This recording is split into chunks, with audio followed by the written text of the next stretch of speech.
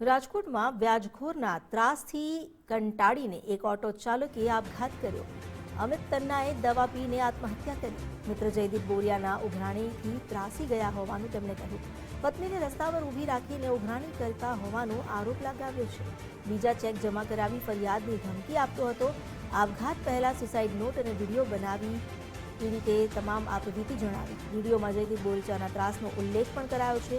એક સમયે એક થાળીમાં જમતા મિત્રએ જ વિશ્વાસઘાત કર્યો।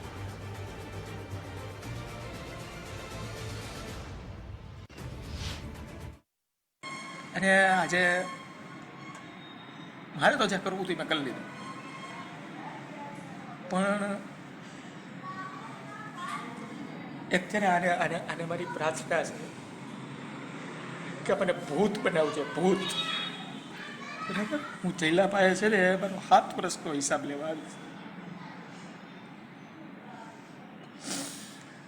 અને એ હકીકત છે કે માણસ છે ને મરી જાય ને ત્યાં જ સામેવાળા માને કે આ સાચો છે, બાકી કોઈ નથી માનતું।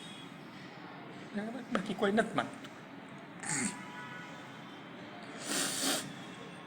અને હજી કહું છું, અને સાક્ષી રાખીને કહું છું, મેં આવડા રૂપિયા નથી લીધા, એણે મારા ખોટા ચેક નાખી દીધા છે। અને હજી મને એમ કહે છે કે 8 ચેક પીડા છે। એ હજી મને એમ કહે છે કે દવા પી જાય ને તો આ જજ મને જામીન આપી દે। તો ભાઈ મેં પી લીધી છે, બરાબર।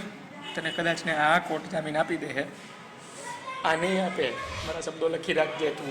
હા હા મિત બોલું। બોલ। અમદાવાદ। પરમદી તને જે પૈસા દેવાના છે એમાં એટલા બધા નહીં થાય, કેમ કરું? હે? આ પરમદી તને જે પૈસા દેવાના છે એમાં એટલા બધા 3000 તો નહીં થાય, ઓછા તો કેટલા થાય? 15,000 જેવું થઈ જાય। ના 15 માં તો નહીં ભેગું થાય અમિતભાઈ। એ તો નથી થાય બોલ। બરાબર, તો કહી દે તારા વકીલ ને, બીજું શું હોય? ચલો તૈયારી કરી રાખે, પૈસા નથી થાય એને કઈ 15,000 થઈ જાય બધું આ પાડતો પછી આ વેચો તો પછી નો થાય ને અમિતભાઈ હવે કે નથી થયું એડજસ્ટમેન્ટ ભાઈ એટલે। હા સાચી વાત છે મારા વાલા, પણ 15-20 દિવસ પેલા ની વાત હતી। પણ મને જે ટાઈમ આપ્યો હોય તો હું કઈ જોઈડો હોય ત્યાં જ તને ફોન કર્યો હોય છે ને। સાચી વાત છે વાલા, પણ 15 માં ભેગું નથી થાય મારું। હાવ 15,000 જેવું થઈ જાય, એમાં ભેગું નથી થાય મમ્મી થાવ। બીજો તો કોઈ રસ્તો નથી, કેમ કરીએ? એમને કહી દે તારા વકીલ ને, બીજું શું હોય? તૈયારી કરી રાખે કે ભાઈ લડી નાખવાનું, જે થાય જોયું જાય, જે હુકમ કોર્ટ કરે એ ભોગવી લેવું, બીજું શું હોય એમાં આવે કે? તું અત્યારે એમ કહી દે 15,000 મને કબૂલ છે તો ન હાલે એમ? અરે પણ નો જ થાય ને કબૂલ અમિતભાઈ, મને 15,000 કેમ લઈ લેવા મારે કે? હે? નથી ટાંગામેળ થતો એટલે તને ફોન કર્યો। સાચી વાત છે મારા વાળો, પણ ટાંગામણ કરવો જ પડશે ને ભાઈ બંધ તારે કે જોઈ, પછી હા મારે જ કેમ દઈડાવું? 15,000 ભેગા થાય છે પેલા પૂછી દો તમે। ના ના એટલામાં જ ભેગું થાય એવું હાવ। પેલા થાય હા ભાઈ જયદીપ બોરીચાના ત્રાસના હિસાબેથી એને દવા પીધી છે। છેલ્લા 3 વર્ષથી આવો નવો માનસિક ત્રાસ આપે છે।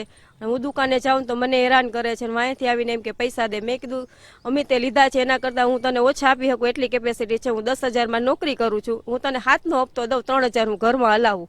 તો કે ના, મારે બધા પૈસા પૂરા જ જોઈ છે કે એ સિવાય મારે સમાધાન નથી કરવું। અને 30 તારીખે એની એન્જોયગ્રાફી હતી એટલા એની પાસે 30,000 રૂપિયા ભેગા ન થયા, 15,000 હતા। એને કીધું સમાધાન કરી લે, એની પાસે રેકોર્ડિંગ છે, પણ એને જયદીપ બોરીચાએ વાત કરી ને એ રેકોર્ડિંગ અમિત પાસે છે।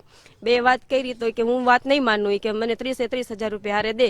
જો તું કે માની જતો હોય ને તો એ કે મારે આ કાંઈ ન કરું, તો કે દવા પી જઈશ ને તો મને કાંઈ ફેર પડવાનો નથી કે। 3.5 લાખ રૂપિયાનો ચેક નાખ્યો છે, ખાલી 60,000 રૂપિયા દેવાના છે, અને 1.5 લાખ રૂપિયાની મારી રિક્ષા લઈ ગયો છે। કેવી રીતના હેરાન કેવી રીતના? માનસિક ટોર્ચર વકીલ દ્વારા કેવડાવે કે આને પૈસા કયો ભરે, આને કયો પૈસા ભરે। હું દુકાનેથી ઉપાડ કરી 30, 40,000 રૂપિયા દઈને મેં મારી કોર્ટમાં 70,000 રૂપિયા રકમ મારી હજી જમા પડી છે, એમાંથી એ પૈસા નથી લેતો। હજી કોર્ટ થ્રુ મારે 70,000 કે 80,000 રૂપિયા કોર્ટમાં પૈસા મારા પડ્યા છે, હજી એમાં જ નથી જોતો। માનસિક ત્રાસ આપે છે એ।